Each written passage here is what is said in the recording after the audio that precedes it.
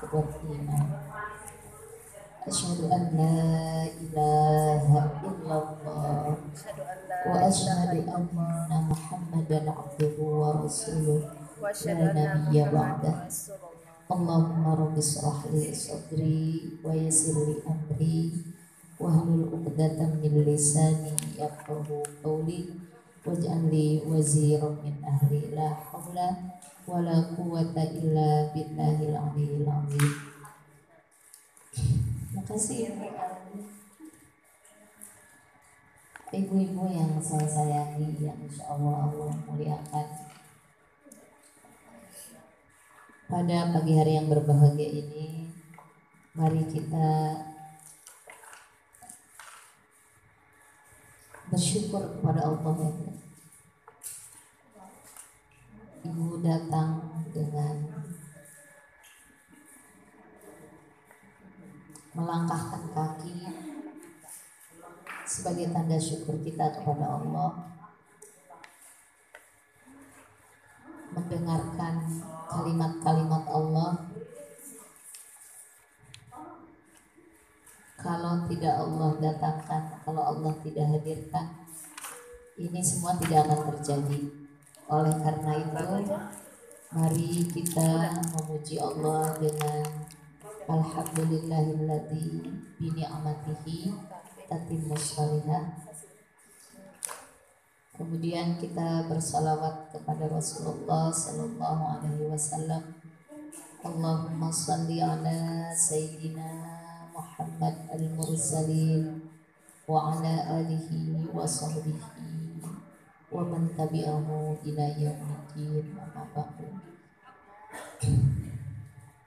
Ibu yang dirahmati oleh Allah Subhanahu wa taala, tidak henti-hentinya kita memohon kepada Allah. Ilmu banyak, kalau Allah tidak ridho, tidak banyak manfaatnya, hanya sekedar lelah dan capek. Jadi saya mohon sama Allah, apa yang terucap lisan ini atas bimbingan Allah dan sampai kepada kolbu ibu semua dan bisa diamalkan, kemudian bisa mengenal Allah, sehingga dengan mengenal Allah ibu dekat dengan Allah, cinta dengan Allah. Karena cinta dengan Allah, tidak ada satupun kejadian yang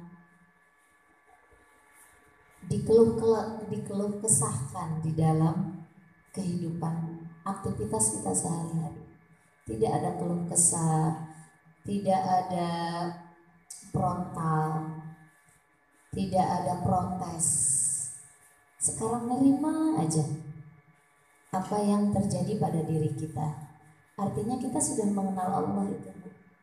Kalau masih ada kenapa ya keluh kesah, masih ada bertanya-tanya, masih bingung, masih banyak sebelnya, masih banyak marah-marahnya, masih ada iri ria di dalam hati kita, masih tebal gitu.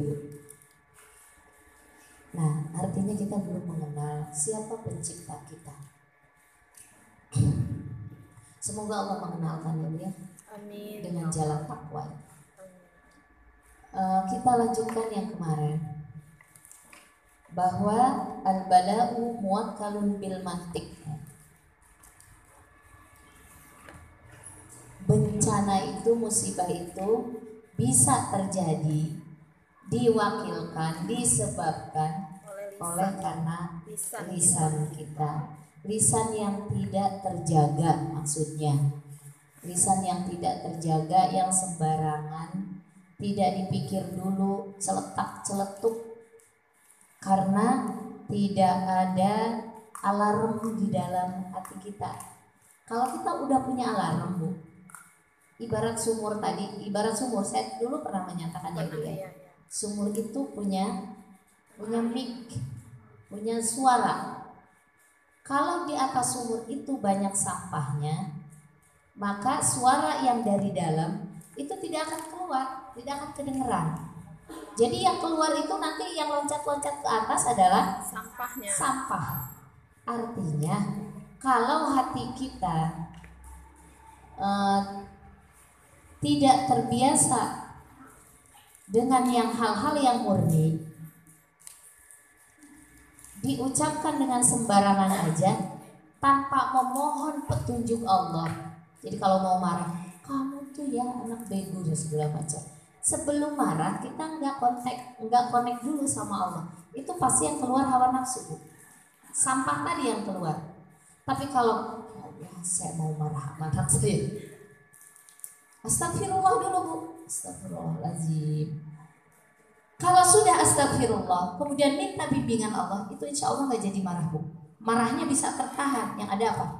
Astagfirullah deh, diusap kepala anak kita. Deh, itu tuh nggak baik, itu tuh nggak boleh. Kenapa sih kamu tadi melakukan itu? Coba kalau kamu gini sambil diusap kepalanya, sambil kita jalan kita istighfar lagi.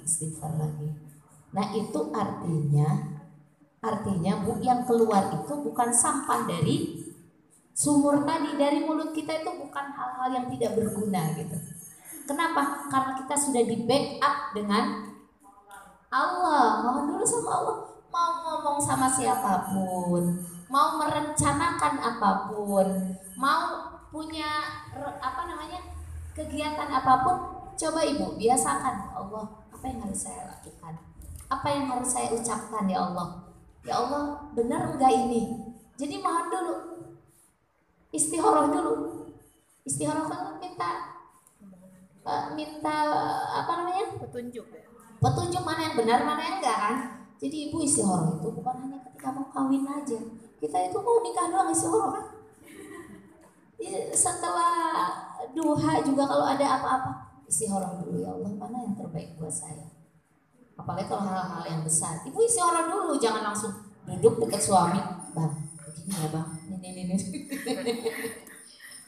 Minimal ketika mau mengucapkan di situ mohon sama Allah. Mana yang Allah suka, mana yang Allah enggak. Nanti itu tiba-tiba dibimbing aja Bu. Kita ini kan terbatas otak kita Bu, pengetahuan kita. Jadi kalau kita tidak dibimbing oleh Allah Bu, nanti yang keluar tuh enggak jelas. Karena nggak jelas, suami nerimanya juga nggak jelas, atau anak juga ngerasa nggak jelas apa yang disampaikan, atau kadang-kadang jadi berantem, jadi ribut, jadi konflik dan sebagainya. Gara-gara nggak jelas ya. Menurut dia nggak jelas. Pokoknya kalau kita itu hidup ya Bu ya, takwa itu enak gitu Bu. Wattaqullaha wa limukumullah. Kalau kamu takwa kepada Allah, maka Allah akan ajarkan cara bersikap, berbicara, bertindak. Seperti diajarkan sama Allah. Saya belajar ini puluhan tahun, masih aja jatuh juga. Kadang kelepasan itu ya, kadang itu udah bertawakal, udah sering istighfar itu. Kadang suka kelepasan, kadang udah kejadian dan udah. Tapi Ibu udah punya alarm. Alarmnya ngasih tahu. Kalau yang nggak punya alarm, nggak bakalan begitu. Pokoknya aku yang benar, suamiku egois, suamiku tuh gini gitu. Tapi kalau kita kayaknya berlebihan nih ngomong. Aduh kayaknya. Nah itu berarti kita udah punya alarm, bagus tuh Bu. Tinggal tingkatkan lagi alarmnya, lebih bersih lagi. Banyak zikir kepada Allah, dekatkan, pengen mengenal Allah. Zikir di dalam kalbu kita itu kuat, maka alarmnya akan semakin kuat. Nah zikirnya tidak kuat, maka alarmnya juga lemah. Nah itu tinggal diasah aja Bu alarmnya ya. Itu luar biasa Bu, ada orang yang nggak ngerti sama sekali. Boro-boro istighfar, ada marah-marah. Yang Mbak Sunat. Ini buat saya, nanti kalau Mbak Sunat ke rumah kayak saya marah-marah, gimana sih? Udah ngajarin gitu kok nggak dipakai gitu. Apa-apa Mbak Sunat. Inna aksara khotaya bani Adam bilisani. Sesungguhnya itu kata Nabi ya, dosa yang paling banyak pada Bani Adam adalah dengan lisannya. Coba Ibu, dalam hati Allah, saya ditakdirkan oleh Allah jadi ibu-ibu. Ibu-ibu kan cerewet, berarti dosanya paling banyak. Karena dosa kita paling banyak, supaya imbang, maka kita harus banyak istighfar dan taubat. Jadi banyakkan siapa istighfar sama taubatnya daripada suami. Ibu merasa nggak lebih banyak ngomongnya gitu, maksudnya ngomong yang nggak jelasnya. Maka kalau kita punya alarmnya, oh saya harus lebih banyak istighfar. Lagi duduk pegang tas, astagfirullahaladzim, ya Allah, berapa kali saya ngomong yang nggak jelas hari ini. Dihitung-hitunglah Bu. Hasibu qoblaan tuhasab, hasabu qoblaan tuhasibu. Hitung-hitunglah sebelum dihitung nanti di yaumil kiamah di alam kubur sama Allah. Gitu Bu. Kenapa kita belajar sekarang menghitung? Ini banyak nggak yang ngomong saya? Saya sama teman tadi ngomongnya apa ya? Coba Ibu perhatiin. Saya kalau pulang ke rumah Bu begitu. Saya tadi ada ujungnya dia ngomong ini. Saya tadi ada riaknya deh. Ya Allah gitu. Begitu Bu. Di rumah itu dihitung.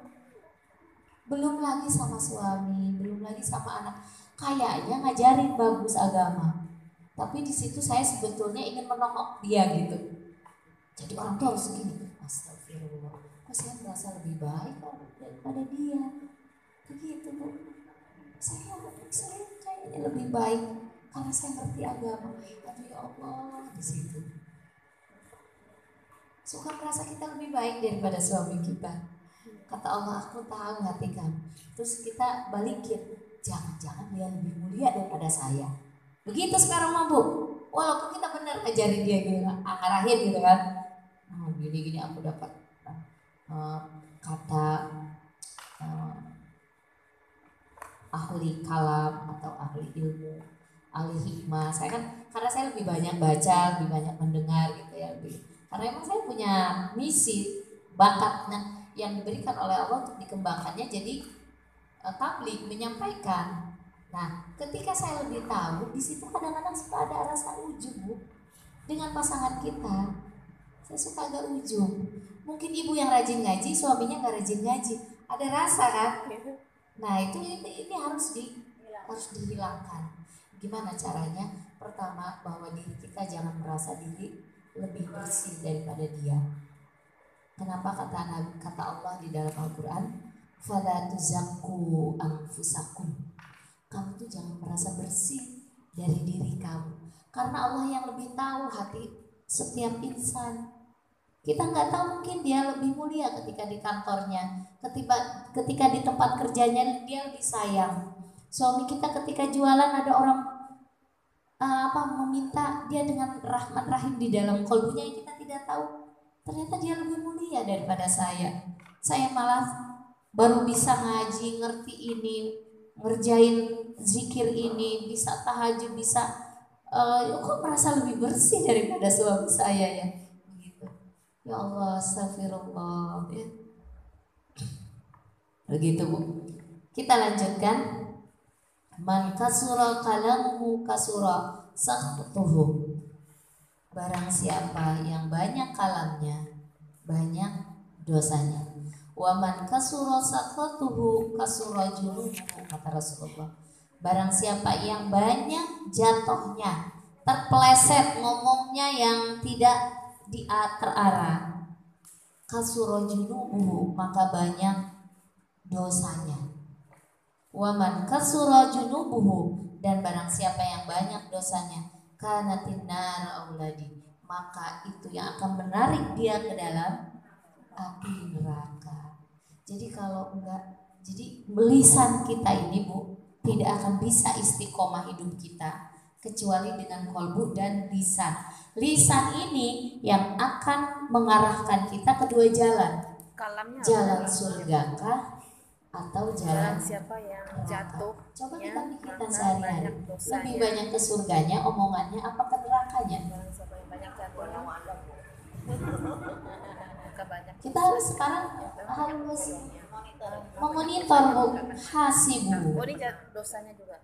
Artinya mengukur, menilai saya itu tadi ngomongnya gimana ya. Nah karena udah ngerti ilmunya harus dipakai Bu, ke surga atau ke neraka. Maka kata Nabi, kalau nggak bisa ngomong yang di atas baik, kalam, kan? itu Bu pakai ilmu itu. Apa hadisnya? Iya, terusin coba. Apa Bu? Makanya betul terus. Falyakul khairan aw liyasmut.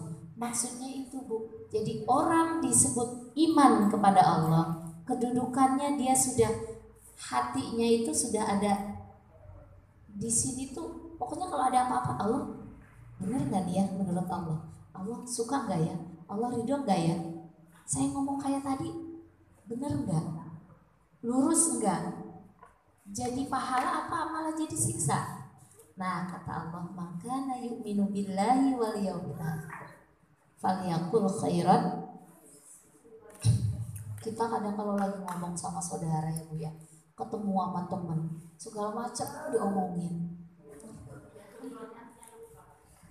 Yang lebih parah, kita biasanya mengunggulkan diri. Kalau ketemu teman, udah lama nggak ketemu, kamu kerjanya di mana? Kegiatannya apa? Wah, kalau saya begini itu, oh itu.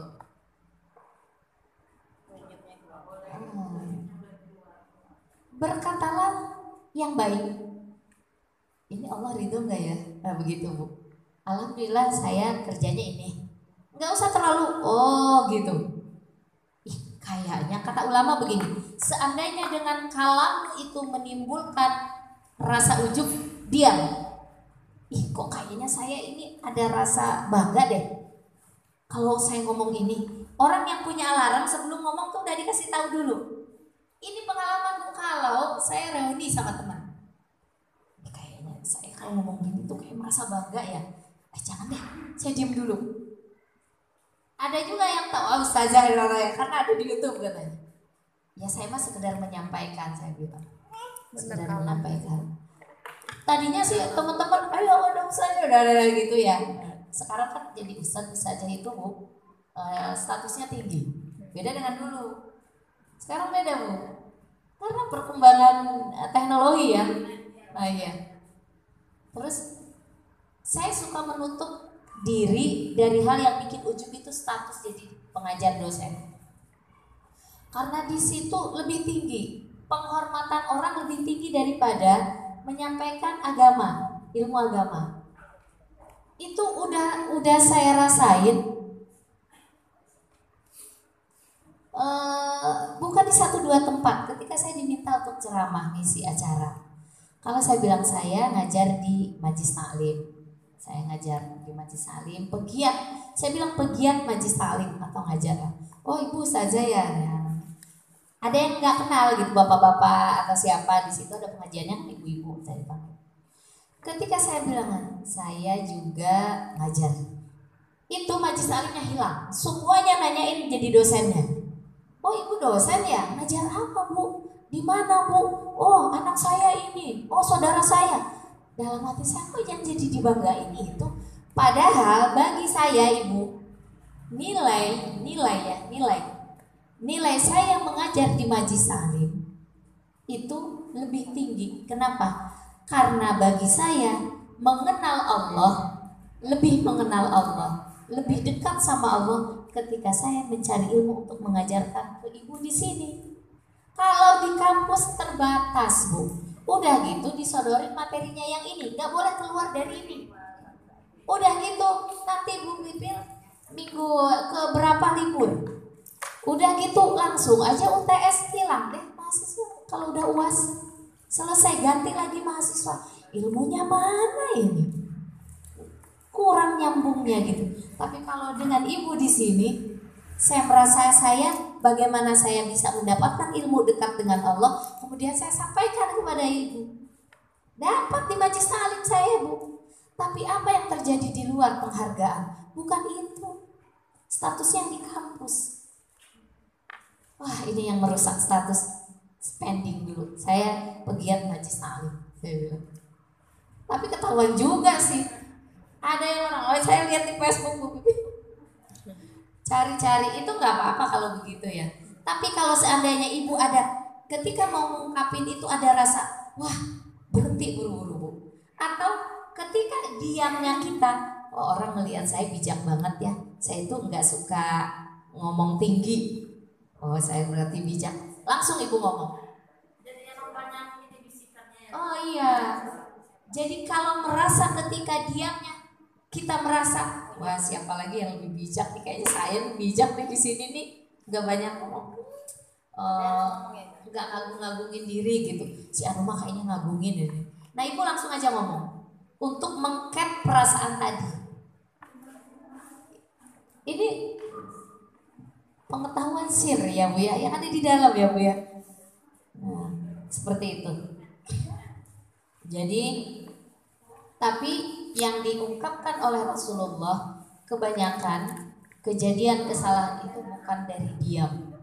Cuma kalau seandainya terjadi dengan diam tadi, ibu merasa lebih bersih, lebih bisa menjaga marwah gitu ya, harga diri kita. Ibu langsung aja ngomong untuk mengkat si hawa nafsu syaitan yang ada di dalam diri ini. Tapi kalau ketika ngomong tiba-tiba ngagul-ngagulin, nyanjung, merasa hebat, merasa lebih power, lebih lah gitu ya. Dalam pergaulan lebih bisa diterima oleh teman, buru-buru diam. Jangan terusin ngomongnya lagi. Gitu. Ini pelajaran ilmu berbicara. Kalau kita ingin istiqomah harus seperti itu. Kan kita belajar istiqomah ya. Kita tidak bakalan bisa istiqomah kata Rasulullah kalau kita tidak bisa mengatur kolbu dan lisan kita. Gak bakalan bisa istiqomah. Nanti tuh jatuh terjerumus. Tapi kalau kita bisa mengatur kolbu dan lisan, nanti yuslih lakum a'malakum, Allah yang akan memperbaiki amal-amal kalian, perbuatan kalian. Kalaupun mau diam kita jadi emas Bu. Karena kalau saya ngomong, nah dosa. Kalau mau berbicara, berbicaranya pun jadi mutiara gitu Bu. Yang paling susah saya ini Bu, karena kan dikasih oleh Allah bakat senang ngomong. Maka saya harus pandai-pandai menjaga supaya kata-kata itu jadi mutiara. Kemudian kalau ibu mungkin ada yang bisa banyak diam ya. Nah, jadikan diamnya emas Bu. Sekali ngomong jangan nyelokitin. Ada yang diam gitu. Tapi sekali ngomong, ya Allah temennya itu langsung aja tersinggung.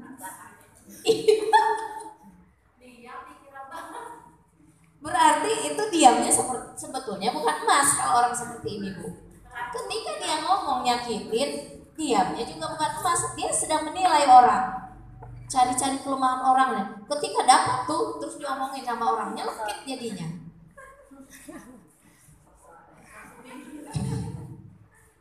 Kalau berbicara itu harus dengan ilmunya, makanya yang suka cetak celetuk itu nggak pakai ilmu itu ngomong Bu. Makanya Allah itu menyindir sekali. Wala taqfu ma laisa laka bihi ilm. Jangan kamu berbuat kalau kamu tuh nggak ngerti ilmunya.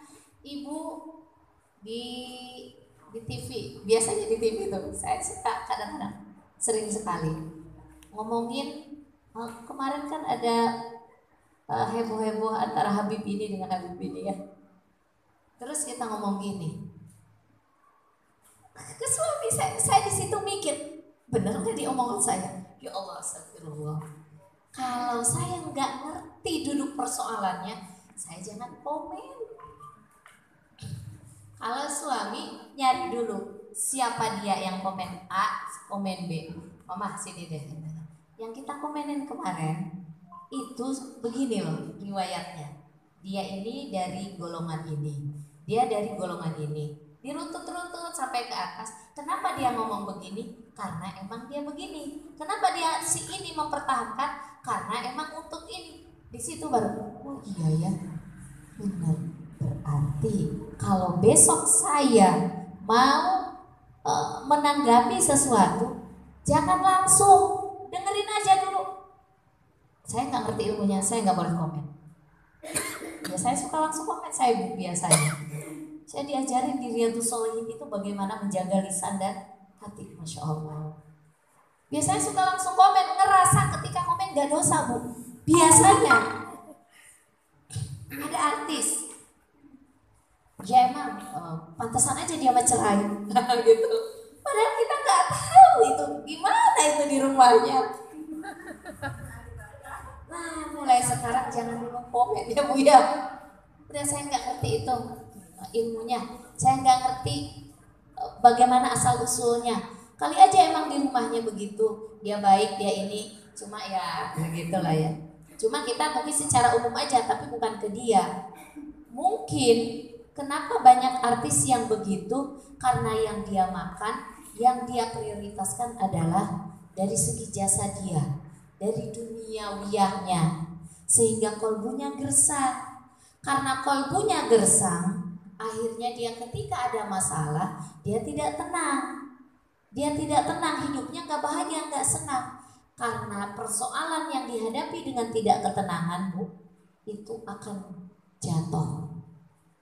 Oh karena dia mungkin lebih memprioritaskan dunia, jasa dia, ini itu. Sehingga ketika ada masalah, mungkin kurang bergantungnya kepada Allah. Jadi kenapa di kalangan artis itu banyak kawin cerai.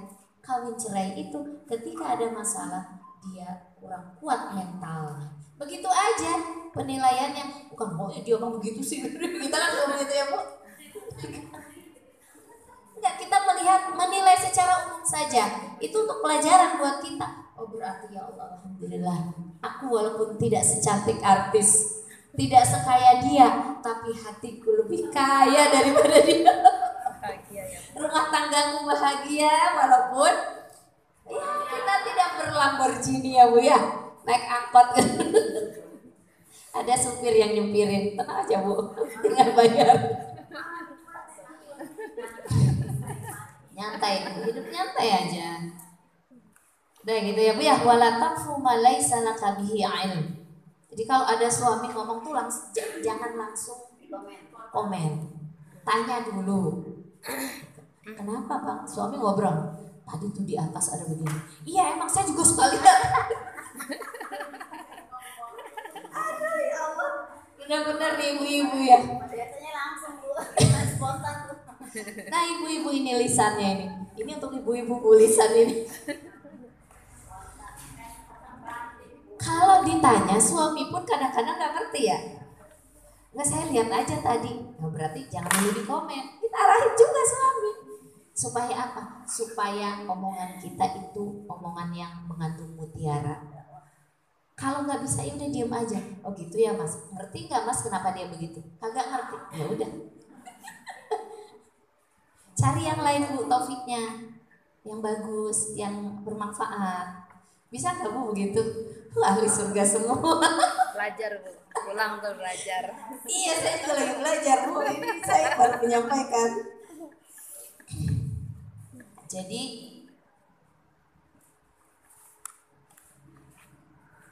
makanya di dalam hadis Rasulullah dikatakan yang tadi jangan ngomong ya Bu ya kalau nggak ngerti duduk persoalan, nggak ngerti. Makanya ingat saya Bu, kalau Rasulullah kalau ada yang nyampein sesuatu kepada Rasulullah, padahal Rasulullah itu udah tahu sebetulnya Bu. Ada orang ini datang nyampein sesuatu.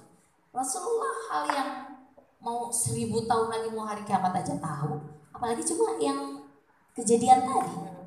Suka nanya gini, ya Rasulullah sih fulan begini. Rasulullah nggak bilang begini, iya kenapa dia begitu ya? Iya emang orang itu gini, atau iya emang baik dia enggak. Kenapa dia begitu?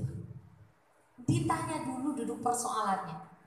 Nanti si itu tuh ngomong, begini ya Rasulullah. Rasulullah dengerin aja. Baru ambil kesimpulan. Mungkin kesimpulan pun kadang-kadang kalau Rasulullah kan langsung nyampein hukum ya. Hukum, panggil orangnya ke sini. Kamu tuh gak boleh begitu. Itu tuh menyusahkan orang. Atau apa yang kamu lakukan benar. Yang ini dapat 1 pahala, yang ini 2 pahala, langsung hukum gitu. Kalau nggak ada orangnya, Rasulullah selalu bilang begini, mungkin biasanya ada orang yang menyampaikan tentang perihal rumah tangga gitu ya.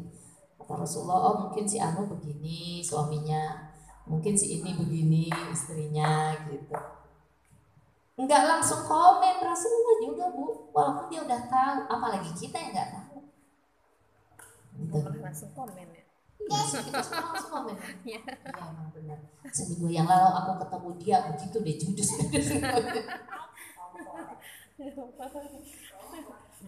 Komporin deh.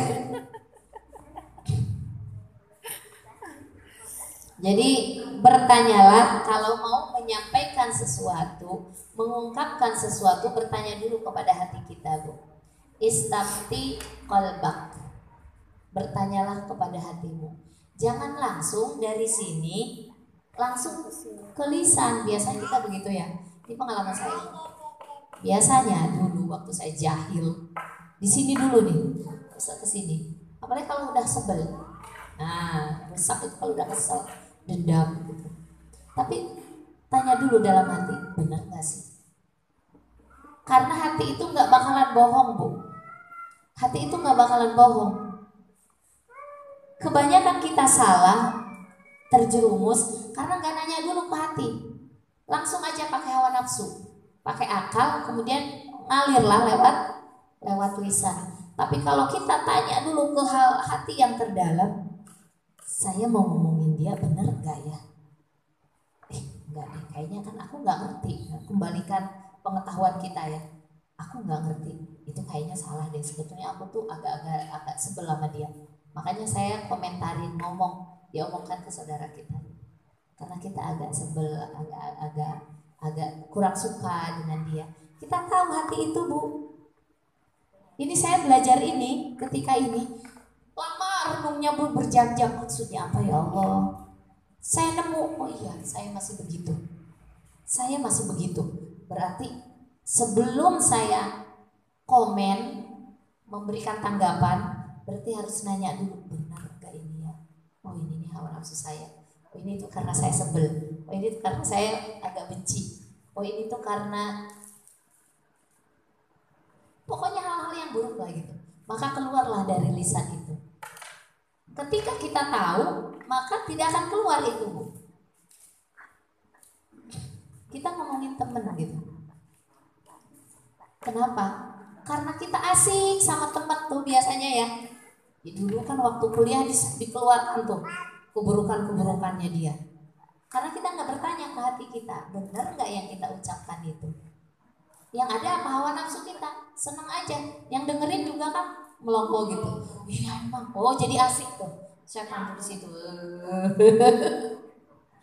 Faliyakul khairan aw liyasmut.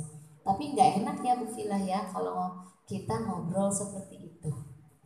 Suasananya jadi agak kaku. Kenapa kaku? Karena yang satu tidak seperti kita yang sedang mempelajari ilmu bagaimana mengendalikan lisan. Karena dia belum. Ketika kita diam, dia terus aja. Terus kok kayaknya kita itu tersisihkan ya? Iya. Betul nggak? Iya benar Ustazah. Kayaknya kita tersisihkan. Tapi karena kita sudah mengenal ilmu itu, kita akan merasakan ketenangan, Bu. Kecuali baru dapat ilmunya. Kok jadi saya tersisihkan ya? Tapi kalau ilmu itu sudah menancap di dalam kolbu kita, kemudian kita biasa mempraktekannya, itu akan menimbulkan ketenangan, Bu. Alhamdulillah saya tidak terjerumus seperti dia. Ketika dia ngomong, nggak enaknya ngomong sama dia. Kok kayaknya kaku. Kalau ngomongin si A, langsung dia diam. Kalau ngegibahin si B, langsung dia diam. Si ini merasa tidak enak. Kenapa? Karena ruh yang hitam, kolbu yang tidak bercahaya, bertemu dengan ruh yang bercahaya, nggak level. Nggak level, Bu, benar nggak?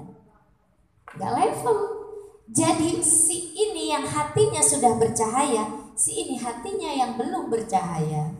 Itu kalau ketemu kita, dia tidak nyaman. Kita pun begitu, Bu.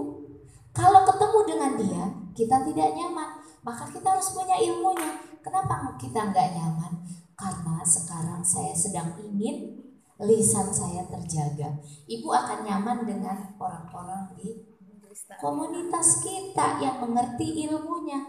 Makanya kalau ingin menjaga istiqomah, bergaulah dengan orang-orang yang sama-sama soleh. Enak tuh Bu kalau sama-sama soleh, sama-sama ngerti. Yang diomongin hal-hal yang baik. Coba kalau ibu, tetangga ibu nggak ngaji nih, belum ngaji sekarang. Dia kalau ngomongin kayak air ngalir aja kan, gibah. Enak nggak tuh didengarnya sekarang? Nggak enak. Terus dia gini, kok dia berubah ya? Bagi kita, saya jauhin dulu dia. Ngomongnya begitu. Qul khairan. Ibu berkata, bisa berkata baik, ngomong. Kalau nggak bisa ibu diam aja. Menjauh aja, hindari. Karena meskipun efeknya nanti kalau cuma nih yang tadi bilang otomatis pasti dibilang begitu ya. Iya. Kita kan sedang belajar makrifat kepada Allah ya Bu ya. Mengenal Allah. Kalau kata Allah A, ikutin aja kata Allah, jangan ngikutin kata teman. Kamu kok kayaknya sombong saya sekarang. Enggak seasik dulu. Kamu kok enggak apa ya? Taklep gitu. Gitu. Klop ya. Iya. Habis kamu dari tadi ngomonginnya orang mulu sih. Gitu aja nggak apa-apa. Tapi terus terang begitu Bu. Nggak apa-apa Bu. Jangan ngomongin kan kita udah tahu itu dosa gitu. Aku ingin banget memperbaiki diriku sekarang gitu. Kamu sok suci deh sekarang. Biarin aja dia ngomong sok suci Bu. Berarti nanti Ibu kalau akhlak kita makin baik, dia bukan makin menjauh dari kita. Yakin deh Bu. Dia akan makin dekat dengan kita. Kenapa? Ketika dia curhat, dia akan makin percaya dengan kita. Saya kalau curhat sama si B, si C, itu heboh nanti. Ini bagi dia yang ini ya, yang belum hijrah, kolbunya masih hitam dia. Tetap dia akan lebih dekat nanti lama-lama dengan kita. Ketika dia ngomongnya celetak celetuk, ketika dia banyak menyindir, menyinggung kita, kok temanku ini orangnya tidak cepat marahan sekarang ya. Ngomongnya baik, sikapnya santun. Terus kalaupun aku tidak suka memberi ke dia, kok dia tetap aja baik sama aku. Dia akan lebih nyaman gak Bu bergaul dengan kita? Nyaman. Efeknya nanti dia akan tersedot. Dia akan mengikuti langkah kita. Semakin kita berakhlak yang baik, maka orang akan semakin dekat dengan kita Bu. Nanti dia akan terbawa, lama-lama dia nanya, pengajiannya di mana? Lama-lama Bu, di situ, di Almarwah, di Bintaro atau di Pisangan, atau di Anubala, ikut aku melihat kamu kok enjoy, asik ya, bagus ya, begitu Bu. Iya, benar, Nanti lama-lama akan seperti itu. Jadi tunjukkan dulu akhlak kita, karena Nabi mengubah alam raya ini bukan dengan ilmunya dulu, bukan Bu. Innama bu'istu liutammima, dengan akhlak. Ibu kalau kita mampu berakhlak di antara teman-teman kita yang belum berhijrah ke jalan Allah untuk makrifat kepada Allah, nanti mereka akan ikut kita. Bu. Luar biasa kan, jadi cahaya kan? Ibu punya amal sedikit tapi pahalanya banyak. Itu orang yang bisa mengajak orang lain dengan akhlak, bukan sekedar ilmu kita gitu ngomong gitu. Ada omongannya juga, tapi yang dilihat adalah sikap. Dia sekarang kok sabar banget ya orangnya, gak sembarangan ngomongnya juga, kok dengan keluarganya tambah harmonis. Kita kan kalau ada teman suka curhat ya, dia curhat pasti, aku sama ini begini, aku sama anak begini, aku sama tetangga, kalau aku malah alhamdulillah sekarang sama anak begini. Terus si sahabatnya itu yang curhat tadi, iya ya, aku juga ngerasain kamu kok berubah sih. Nanti dia akan nanya, di mana ngajinya?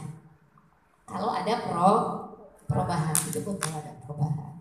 Kalau ngaji doang nggak ada perubahan, nggak diminati oleh orang. Gitu. Sampai di sini dulu ya Ibu ya Bu.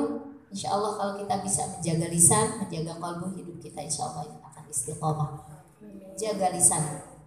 Hati-hati dengan lisan. Lisan akan menjerumuskan kita.